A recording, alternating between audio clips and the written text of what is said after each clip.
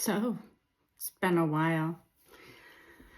So I'm at home and I am currently in the process of treating some cancer that I have right now that is on the sides of my neck and over here. But the reason why I have wanted to come on here and get my YouTube going again is I have a brand new series that I'm very interested in putting out. I have gone and done something that I felt long and hard about, have thought about for years about doing, and had just never had the personal strength or fortitude.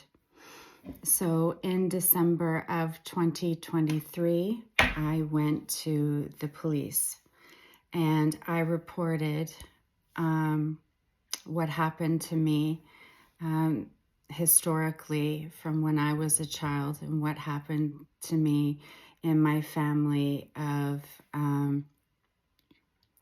historical sexual assault within my family. So I'm going to be making a series going through that, what led me to that decision, what's happening so far. And if you're interested, please follow along. And if I can support you in your journey in any way, please let me know. This is something that is so important. I finally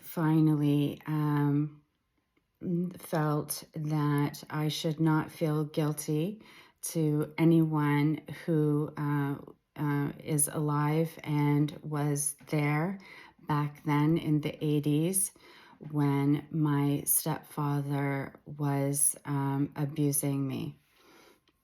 Now, both of my mother did know.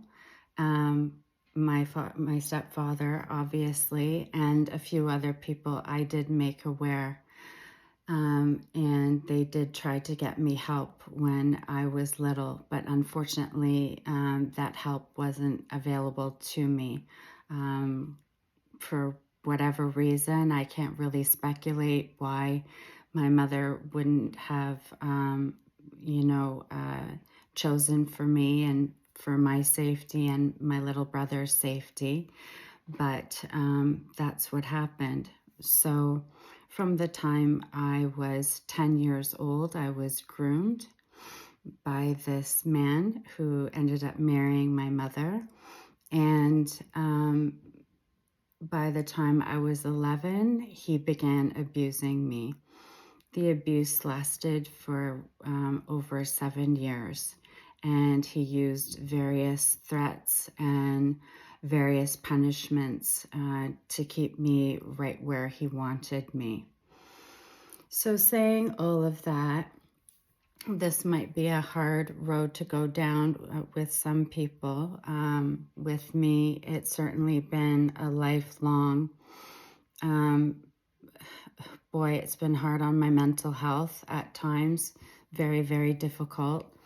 Other times it's been better, and thankfully my mental health in the past 10 years has really, really improved and given me the strength to just make this new step forward and find out what to do. What are some things that are open to me?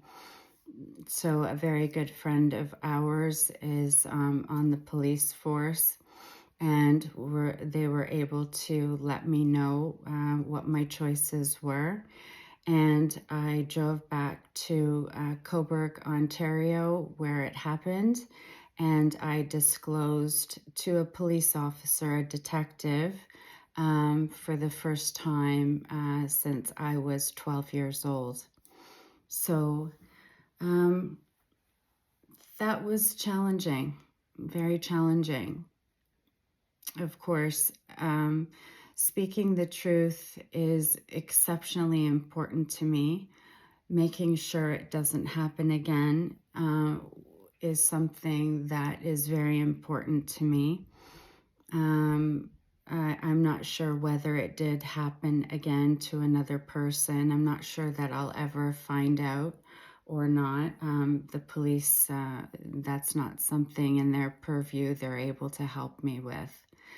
But yeah, so December 17th, I went into the OPP and sat through a lengthy process. And I have to say they made it as easy as possible. And they were extremely supportive, used supportive language, very supportive in all of the conversations that we've had since that time.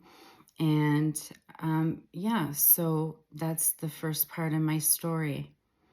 I went to the OPP and finally spoke up, and I spoke up for that little girl who was abused, so terribly abused for so many different years.